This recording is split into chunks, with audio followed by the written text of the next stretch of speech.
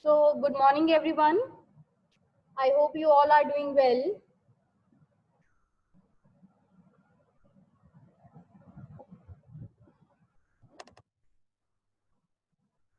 In the previous session, we have discussed about hypervisors, and in continuation to that, we'll be discussing few other mechanisms related to cloud computing today.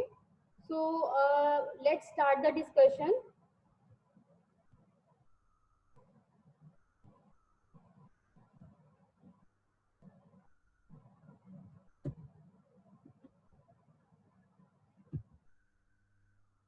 So here we'll be discussing provisioning and deprovisioning of resources. So what actually provisioning and deprovisioning is over the cloud, how they are impacting on cloud or basically the cloud computing technology. So provisioning is what? It provides resources availability to users and softwares. So whatsoever resources are demanding by a user, a particular user or a software to service or to cater the other needs of users. So that particular scenario, that particular process will be termed as provisioning. So here, one problem area of cloud computing is the provisioning and deprovisioning of cloud environment actually. So the acquisitions and the release of these resources is a major concern. When to get the resources, from where to get the resources, and how and when to release them. So this we need to have keep track of that. So it is a major technical issue can arise with either provisioning or deprovisioning, but organizations also face serious operational problems associated with these processes. Most enterprises conduct three main type of provisionings. The one is like self provisioning. What we call is one type of provisioning is self provisioning, in which a cloud customer fills out an online request for services with the computer provider, which then sets aside cloud resources to the computers. This tend to be the most expensive arrangement when transactions, because a separate contract must be established between each user and the service provider. So there is an extra effort for that. And also because self-provisioning customers, organization generally make no commitments on the amount of service to be used. So there is no such commitment. They typically receive no discounts as well. More important, an organization loses control when its constituent units and workers arrange their own cloud services. So maintaining separate agreements, securing them efficiently, and otherwise ensuring the cloud services are appropriately managed because logistic nightmare. So here it is not of that benefit if we talk about self provisioning, because we have to pay what for the whole package. Maybe in that particular package we are not going to use all the services, all the resources, but we have to pay for that. So the other type here that we can check is the other one we are having is provisioning in advance. So this is the second type of provisioning in advance. A cloud customer contacts a provider and signs a contract allocating a certain amount of resources per unit of time, let's say for example for 1 month or 2 months or 6 months. So to that customer, the cloud customer receives a discount rate for purchasing and set level of services in advance. So here a little relaxation is also provided. We are like getting a membership plan, let's say for 6 months, and we'll be getting a discount over that as well. So unfortunately, unless the cloud customers has very stable usage pattern, the actual use of cloud is likely to vary significantly from the planned consumptions. So if the customers use far less resources than expected, it is paying for something that is not consuming. So if the customers attempts to use more resources than expected, the provider may charge like penalty or fine they have to ask for, or it simply may not have any additional resources available. So moving on to next, the third type nowadays, which is widely spread here, is dynamic provisioning. So this particular type is the most acceptable one in the cloud computing scenario.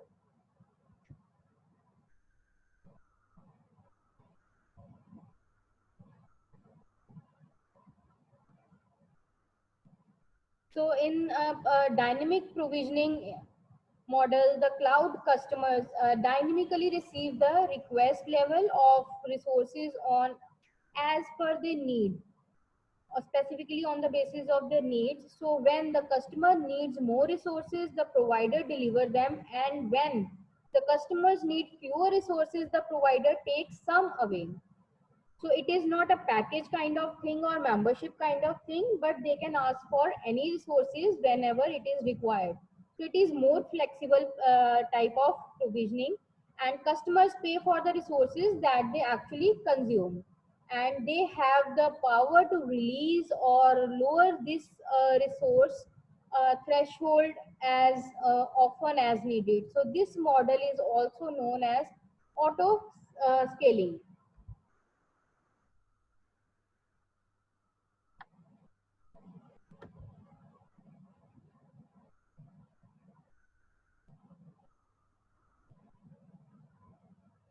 So, if the organization doesn't place limits on who can do so,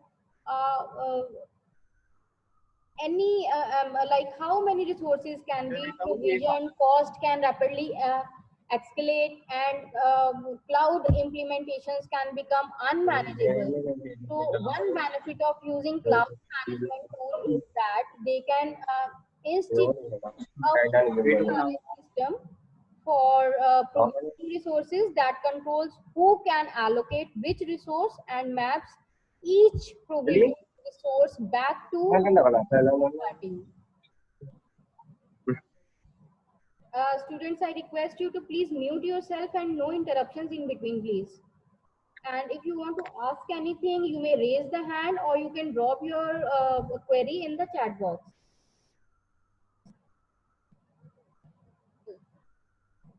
So we were discussing that one benefit of using cloud management tool here is that they can institute a fully managed system for provisioning resources that controls who can allocate which resources and maps each provision resource back to responsible party, so that chargeable that charge back and can be conducted accordingly.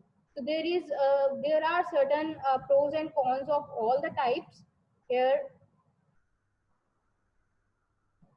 and apart from that, what we are having is uh, deprovisioning. So what actually deprovisioning is? See, it simply means resources to reduce the for the reduction of users and softwares. That means we have to get back the allocated resources or deallocate the resources. So they can be either hardware or software.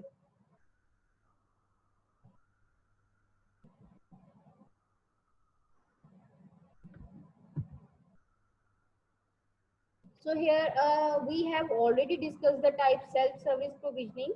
Here, so it basically allows customers to request the amount of computer services without ongoing through a lengthy process. So they can have a commitment, or they can have a contract between the host and the users. So on the basis of that particular contract, they have to fill for a particular form so that the services are allocated to them. So the services can be on the grounds of computing, like processing, or storage software. They can ask for platforms or storage devices or other any resources they are required over the cloud. So they can demand for anything.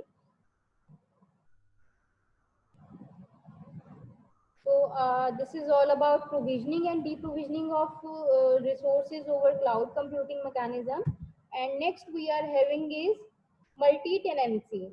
Now what do you mean by multi-tenancy here?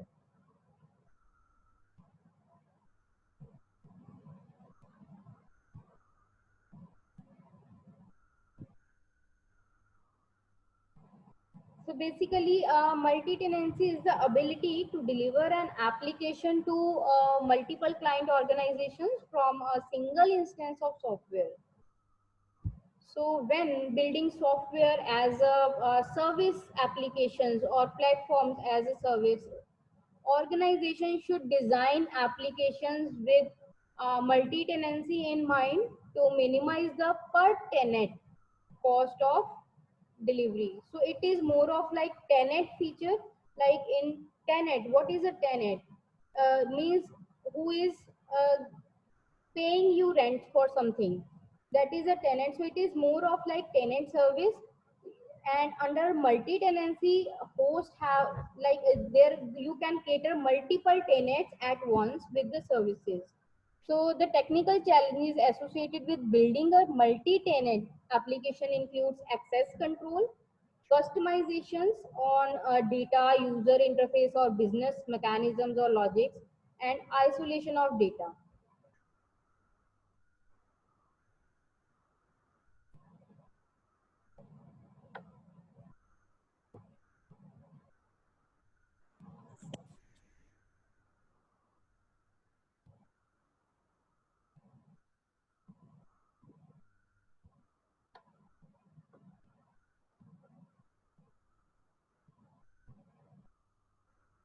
Punjabi च भी समझा दो थोड़ा।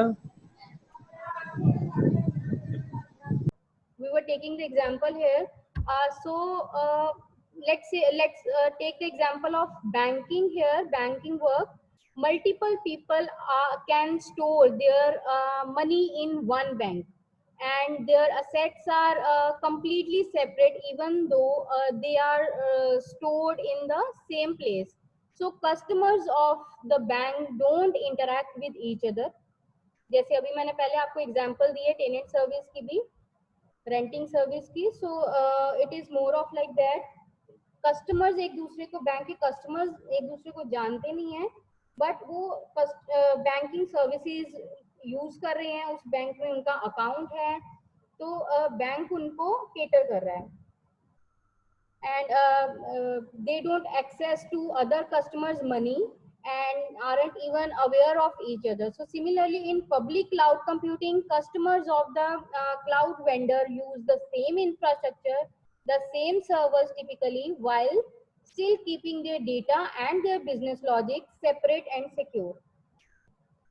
So the classic definition of multi-tenancy was a single software instance, we can say, that serves multiple users or tenants. However, in modern cloud computing, the term has taken on broader meaning, referring to shared cloud infrastructure and instead of just shared software instances. So this is all about multi-tenancy.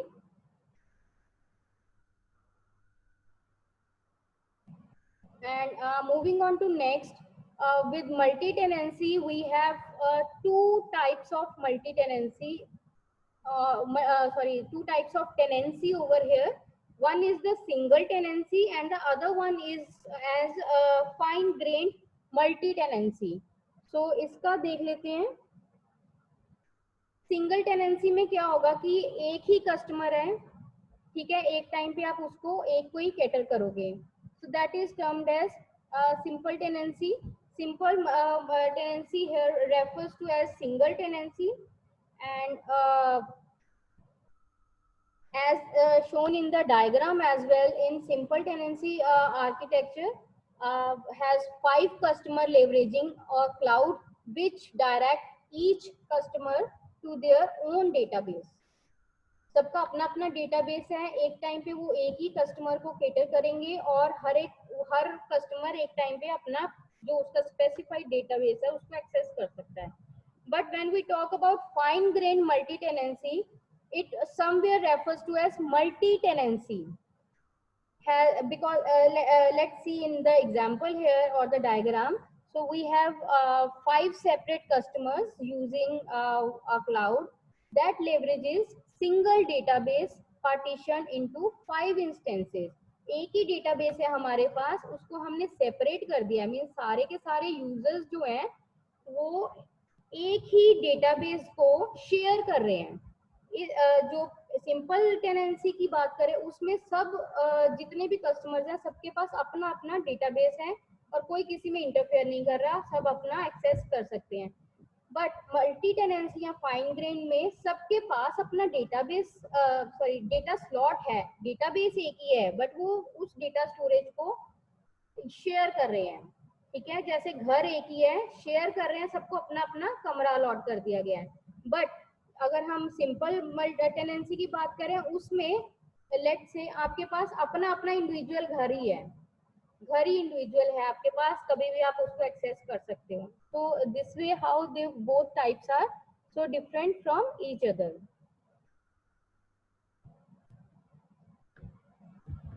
Then moving on to next, we have various benefits of multi-tenancy in cloud computing. So let's see what benefits we are getting from multi-tenancy. Let's say first it is better of resources, better use of resources. So how the resources are used here efficiently. One machine reserved for one tenant isn't efficient. So as that one tenant is not likely to use all the computing power. So by sharing machines among multiple tenants, use of available resources is maximum. Computer system में भी अब हर time हर कोई सब कुछ तो use नहीं कर रहा है. सो जब जिस टाइम पे किसको जिस चीज की जरूरत है हम वो प्रोवाइड कर सकते हैं. तो इस तरह से हम एक ही सिस्टम को शेयर कर रहे हैं मल्टीपल यूजर्स में. सो हमारे रिसोर्सेज सारे के सारे ज्यादा एफिशिएंटली यहाँ यूज हो रहे हैं. Also in multi-tenancy, it lowers the cost. With multiple customers sharing resources, a cloud vendor can offer their services to many customers at much lower cost than if each customer requires their own dedicated infrastructure. तो जब सब अपना अपना एक infrastructure लेने लगेंगे तो सबको अपना अपना पे भी करना पड़ेगा और उसकी कॉस्ट भी सारे के सारे इंफ्रास्ट्रक्चर की पे करनी पड़ेगी. पर क्योंकि हम शेयर कर रहे हैं रिसोर्सेज तो उनको कॉस्टिंग भी कम लग रही है, प्लस उनको वो पूरा का पूरा इंफ्रास्ट्रक्चर खरीदना नहीं पड़ रहा, सिर्फ उनको जो सर्विस चाहिए जो रिसोर्स चाहिए उसके लिए वो पे कर देंगे. So this is how it is actually benefiting to us. So next we are having various drawbacks of multi-tenancy as well. अब multi-tenancy के drawbacks क्या हैं? Let's discuss that. Firstly, it is possibly like possible security risk and compliance issues are always there. Some companies may not be able to store data within a shared infrastructure or no matter how secure it is due to regulatory requirements. Additionally, security problems are corrupted also. Say like there are interventions as well. So corrupted data from one tenant could spread to other tenants on the same machine. Although this is extremely rare and shouldn't occur if the cloud vendors has configured their infrastructure correctly. So these security risks are somewhat mitigating by fact that cloud vendors typically are able to invest more into security mechanism of individual business. So they have to focus more on security mechanisms as well to avoid the risk. Also here, the other drawback goes with multi-tenancy is the noisy neighbor effects. If one tenant is using an inordinate amount of computing power, let's say, So this cloud slow downs performance of the other tenants. So both the tenants will impact each other. So again, this should not occur if cloud vendors has set up their infrastructure correctly. So these are the two basic drawbacks that we face with multi-tenancy over the cloud.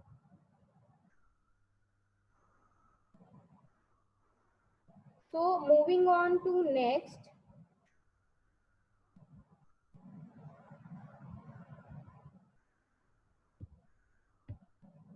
how does multi-tenancy actually works? So, as we know, we have various types of clouds like public, private. So, multi-tenancy works differently in all the scenarios and all the architectures of types of clouds. So, let's see with in public cloud computing how tenancy works. So let's say imagine a special car engine that could be shared easily between multiple cars and car owners. So each car owner needs the engine to behave silently different. So some car owners require a power 8-cylinder engines, let's say, and while other are required a more fuel efficient four-cylinder engines. So the requirement of all the customers and the owners can be different. Their demands can be different. So now imagine that this special engine is available to morph itself each time it starts up so that it can better meet the car owner's needs.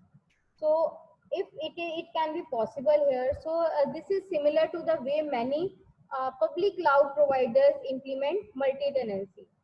Most cloud providers define multi-tenancy as a shared software instance. So they store metadata about each tenant. So which tenant requires which service and when and where it is located, from where and how long and how much he have to pay. So all that records can be maintained in metadata, and the use of this data to alter the software instance at runtime to fit each tenant's need. So the tenants are isolated from each other by permissions. सबकी अपनी अपनी ऑथराइजेशंस होती हैं, access permissions होती हैं. तो उन criterias पे हम सबको सब टेनेंट्स को सारे यूजर्स को अलग अलग कर सकते हैं एक दूसरे से. Even though they all share the same software instance, they each use experience the software differently. तो चाहे एक ही टाइम पे एक ही सॉफ्टवेयर यूज कर रहे हैं, बट हो सकता है कि उसी सॉफ्टवेयर के साथ किसी को कुछ और काम करना है और किसी को कुछ और करना है. तो सबकी डिमांड्स एक पर्टिकुलर इंस्टेंस पे सबकी रिक्वायरमेंट्स अलग हो सकती हैं. So this is how it works with a public cloud computing scenario. And if we talk about container architecture, so container architecture is more or less is like self-contained bundles of software. So that include an application, उसमें applications भी हो सकती हैं, system libraries भी हो सकती हैं, system settings भी हो सकती हैं. So it is like a whole bundle, self-contained bundle, and everything else that like application needs in order to run. So containers help to ensure that an application runs the same no matter where it is hosted. So containers are partitioned from each other into different user space environments. So they are partitioner. The partitioning can be virtualized as well, and each container runs if it is where only system on the host machine is located. So a host machine can partition them virtually, and also helps to isolate the users here, because containers are self-contained. Multiple containers create different cloud customers and can run the single host machine at any time. So it is elusify that they are located at different place, but actually they are virtually partitioned here. Next we are having here is in serverless computing. So let's see how multi-tenanting works here in serverless computing. In serverless computing models in which applications are broken into smaller pieces, we can call them functions, or each function only run on demand, so they can separate from the other function. And this model, particularly over the cloud computing, is termed as function as a service. So as the name implies, serverless functions do not run on dedicated servers because they are serverless, but rather on any available machine in the serverless provider's infrastructure. Because companies cannot assign their own direct physical servers, serverless providers will often be running code from several of the other customers on a single server. So this is how multi-tenancy caters with different organizations in if we talk about serverless computing. तो हम किसी भी एक particular system को, किसी भी एक particular machine को एज अ सर्वर इल्यूसिफाई कर सकते हैं, सर्वर की तरह बना सकते हैं, बट एक्चुअली वो सर्वर नहीं है, कंपनी अपना सर्वर नहीं दे रही है यूज करने के लिए, बट हम इल्यूसिफाई कर सकते हैं कि हम उन्हीं का ही सर्वर यूज कर रहे हैं. तो सर्वरलेस के साथ मल्टी टेनेंसी हम प्रोवाइड कर सकते हैं, और ये सर्वर्स जो हैं, जो भी सर्विसेज आगे चाहिए उनके मैकेनिज्म को वैसे ही रन करेंगी जैसे एक्चुअल सर्वर्स जो हैं वो रन करते हैं. Then we have in private cloud computing, let's say how tenanting can be done here in private clouds. So private cloud computing uses a multi-tenant architecture in much the same way the public cloud computing does. The difference is that the other tenant are not from external organizations. जैसे clouds पे हम multiple organisation को club कर सकते हैं, private clouds में वो अलग अलग ऑर्गेनाइजेशन के टेनेंट्स नहीं होंगे, बल्कि एक ही ऑर्गेनाइजेशन के एम्प्लॉयज, टेनेंट्स, यूजर्स हो सकते हैं.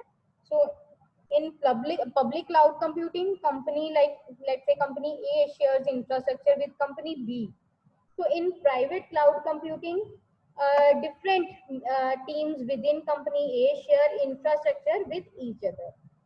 कंपनी एक ही है, अलग अलग यूजर्स या एम्प्लॉयर्स वही infrastructure with in the same